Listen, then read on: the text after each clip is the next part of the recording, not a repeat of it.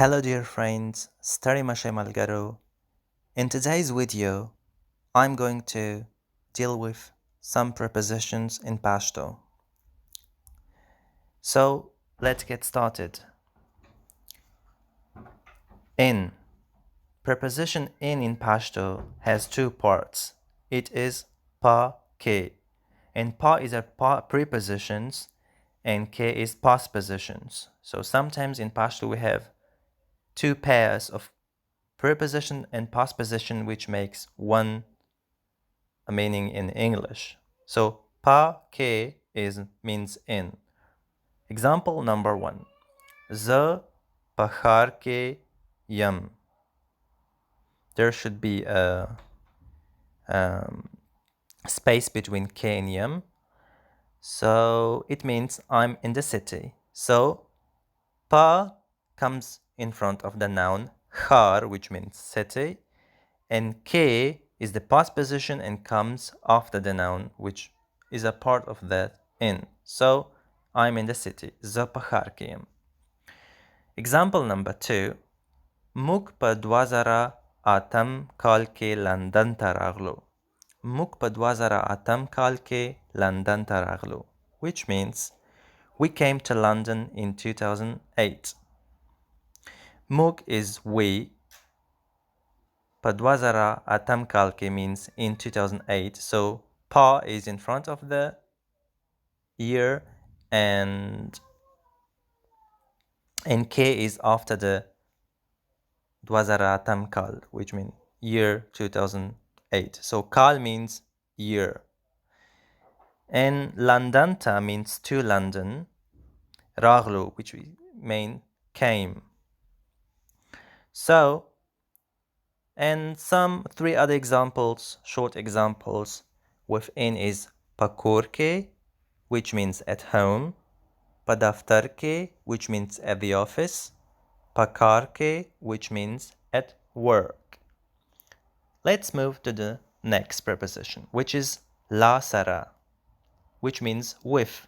It again consists of the preposition la and postposition sara. Example number 1. Ta la nangyal sara mrasta kawalai shi. Ta la nangyal sara mrasta kawalai shi. It's a question. It means, can you help Nangyal? Nangyal is a name, male name. So the la preposition stands in front of the noun Nangyal, and Sara is a postposition stands in after the Nangyal. And Mrasta Kawal it means to help. And Mrasta Kawalaishe is can you help? Example number 2. Z la haghe sara khar ta laram, which means I went with her to the city. Z is the subject pronoun of the verb laram, which means went. It's a intransitive verb. It doesn't take an object. That's why we use z, not ma, for example. And la haghe sara, which means with her.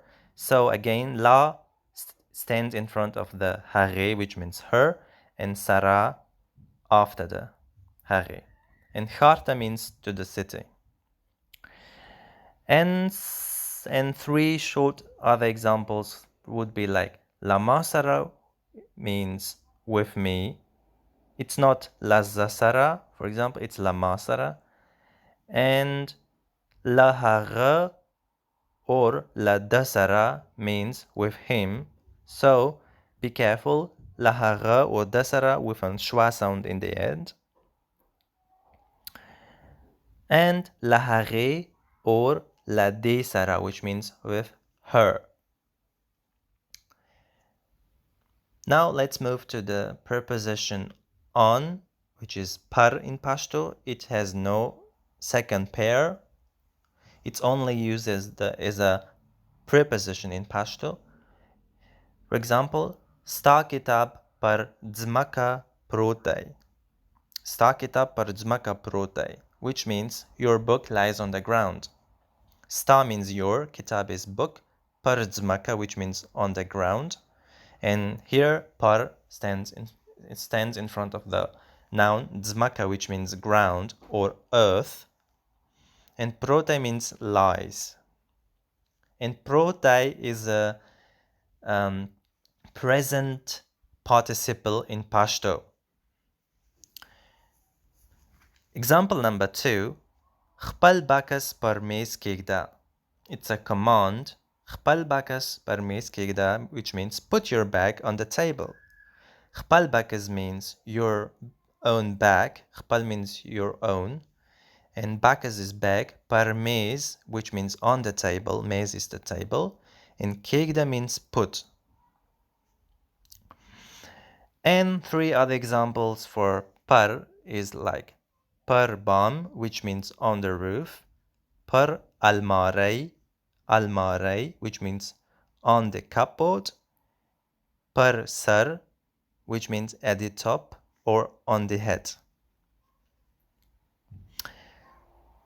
The next, it's a past position in Pashto.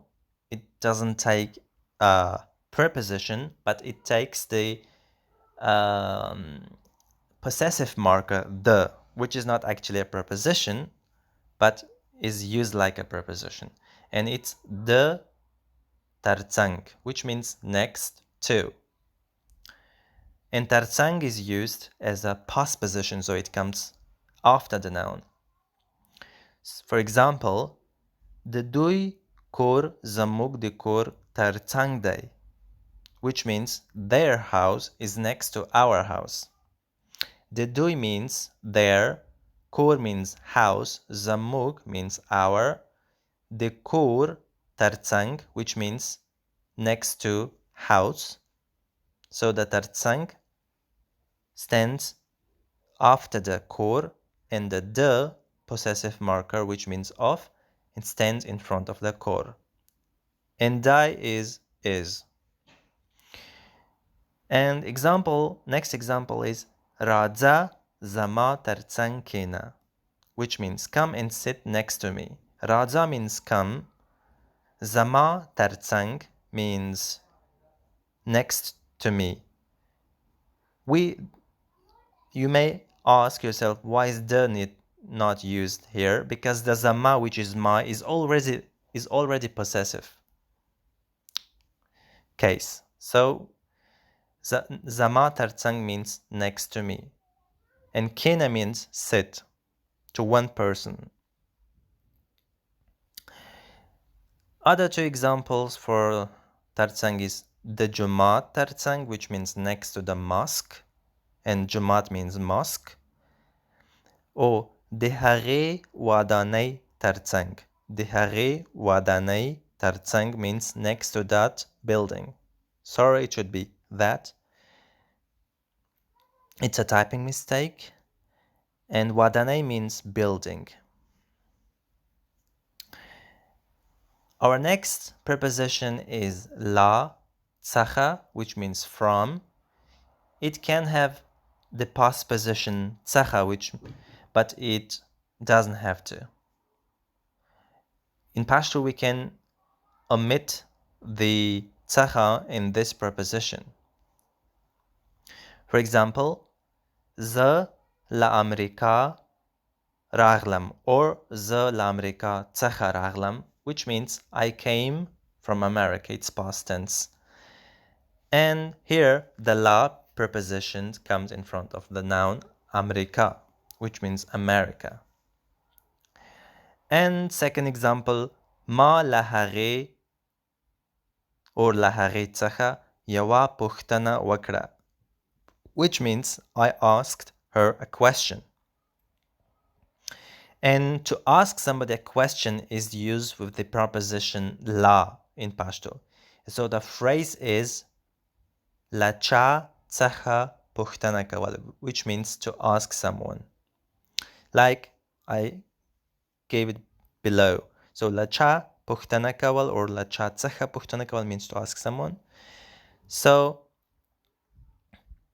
and another short example is La Bahara or La Bahar Tsaha, and it means from outside or abroad.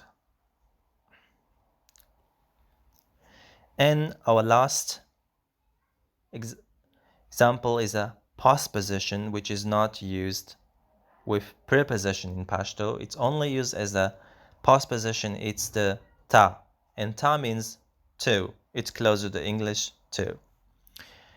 And for example, the kharta dzam, which means I'm going to the city. And here the ta stands after the noun khar, always. And dzam means going or go. And the next example is a command, which means Gulunuta uba warkra. Gulunuta uba warkra. Which means Gulunuta means 2 flowers. And uba means water with a schwa sound. Uba, and warkra means give. So the whole sentence means water the flowers or give water to the flowers. So the water is received. So again, the ta stands after the noun guluno, which means flower. And 3 other examples, short examples with ta would be karta, which means to work, daftarta, which means to the office, and hataita with t sound means to the grocery shop. So these were the Pashto preposition and postpositions. I hope you learned something from that video. Till next time, I wish you a good time ahead. Goodbye.